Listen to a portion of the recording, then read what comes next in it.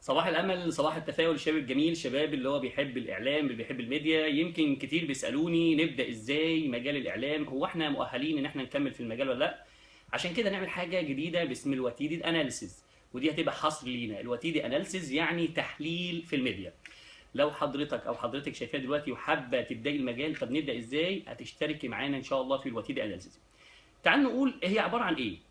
اول حاجه بنعمل تحليل شخصيه خاصه بالميديا، بنقول لك ايه الوظائف في الاعلام اللي ينفع تشتغل عليها.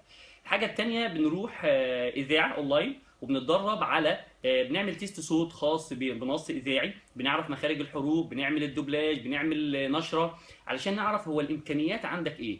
وبعدين نروح نقعد يومين تاني في تلفزيون ونتصور ونعمل تيست كاميرا، ومن خلاله نعرف يا ترى حضرتك مؤهل للعمل في مجال التلفزيون ولا لا. هناخد كمان حاجه على السكريبت الاذاعي والسكريبت التلفزيوني، ويبقى في مجموعه من التدريبات القويه.